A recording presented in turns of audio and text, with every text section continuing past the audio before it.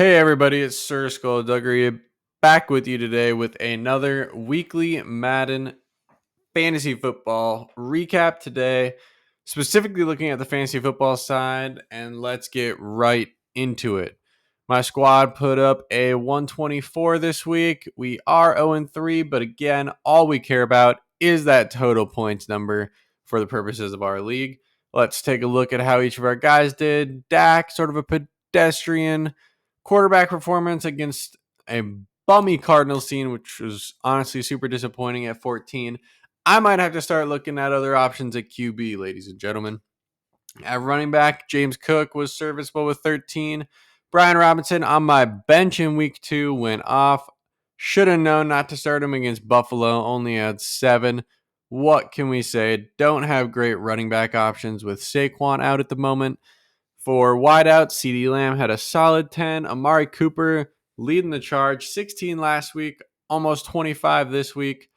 Really good there. Pat Fryermuth, I kept my patience with him. He got 13 this week. It's serviceable. You know, it's not a world beater, but it's serviceable.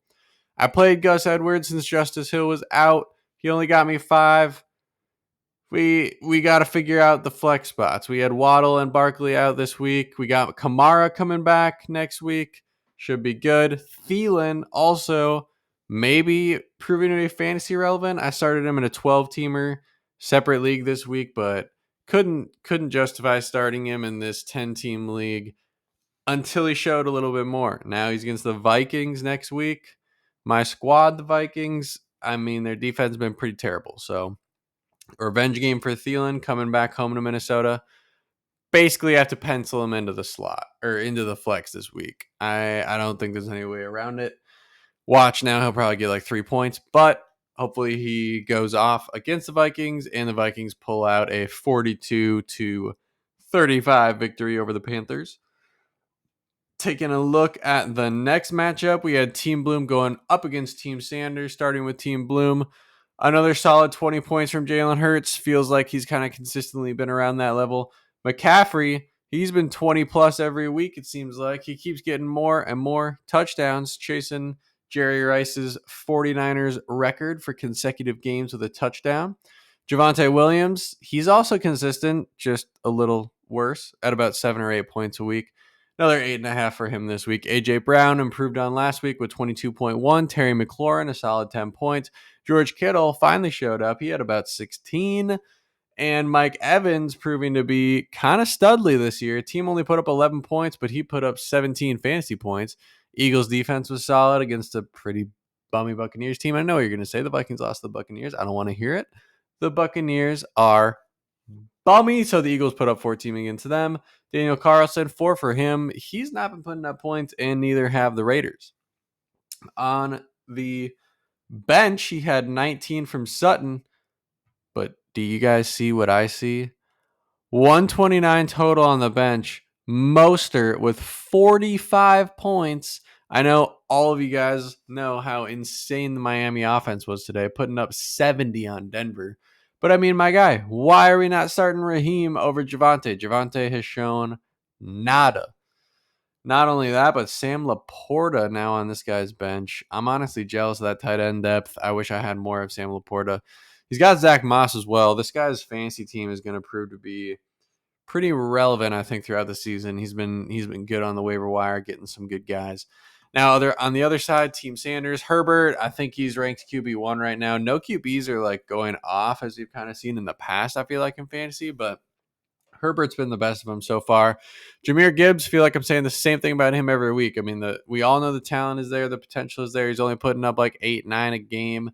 I don't know. There's a disconnect. He needs the ball more. He needs to do more with his opportunities. I'm not sure, but he's not putting up the numbers of the 4th round, 5th round pick that he was.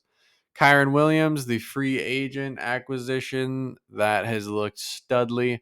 Stumbled a little bit this week. I mean, since his defense is pretty good, maybe that has something to do with it, but he only had 8.5. Tyreek, 30.7. I mean, any other week you'd say, let's go. Tyreek went off, but when you look at what Devon Achane and Raheem Mostert did, you're wondering why Tyreek didn't have more. I think, yeah, Devon Achane on this guy's bench at 51. I mean, just absolutely insane performance. I guess you could say A-Chain and Mostert cancel each other out. But again, we're not looking at the matchups here. We're looking at total points over the long run. With that being said, both of these guys are putting up more points than my squad. So really just nitpicking at this point. I think Team Sanders still holds the league in total points. He played Jerome Ford at flex, did solid. Tyler Lockett with another 8. Mark Andrews with a so-so 7.5, and then 10 and 10 from defense and kickers. Can't complain about that.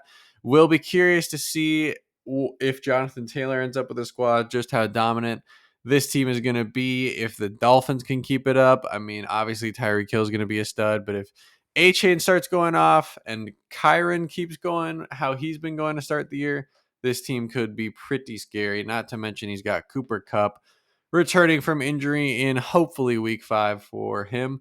Let's take a look at the last matchup of the week. Team Kupp with only 92. He had Josh Allen with 21. Josh Kelly, I would have never thought the Vikings would hold a starting running back to 2.7 points. Absolutely wild, but that's all he got. Tony Pollard ended with 15, who I should mention, we had a major transaction this week. Team Kupp actually traded Jamar Chase to another squad and got Tony Pollard, which, I mean, to start the year, looked like a pretty good deal. Pollard, obviously a solid running back, but Jamar Chase had a very good game in week 3. Wonder if Team Kupp is regretting that. Not only that, but Amon-Ra St. Brown with 20. Puka slowed down a little bit, only 12.2. We'll see if that is telling of things to come with not only him slowing down, but also Cooper Kupp coming back. Some of that volume going back to Kupp. We shall see. TJ Hawkinson a solid 13.8, but absolutely banned from any Vikings watch parties. I mean, Hawkinson, a key fumble in enemy territory. And I mean, what was that last play? Hit him in the hands. It's like the week 1 Kadarius Toney picture that people took a picture or people took a screenshot of the ball in 2 hands. And it ended up being a pick 6. Very similar situation at the end of the Vikings game. Kirk puts it on the money on the left side of Hawkinson, 2 hands on the ball. Somehow the ball ends up way on the right side of Hawkinson and in the hands of a defender to seal the Chargers win. Absolutely devastating against the Vikings fan, but serviceable effort from Hawkinson from a fantasy perspective. Breece Hall, the curious case of Breece Hall, looks so good week 1, even with Zach Wilson as the quarterback, and since then has done absolutely nothing. 3.7 out of him only. This guy should probably look to start a different flex next week. Cowboys, what in the hell happened to them? I mean, the Cardinals got up big on the Giants in week 2. Giants came back and won. I think everyone kind of attributed that to the Giants being bad, not the Cardinals being good. Cowboys did lose Trevon Diggs to a season-ending ACL injury. I don't know if the mojo in the building was down due to that, but just absolutely insane that the Cardinals beat the Cowboys and the Cowboys defense gets a -2 on the week. Would have never projected that. I'm sure if we were to go back in time and look, the Cowboys would have had one of the highest projected scores with that matchup. Justin Tucker, again, only 6 points.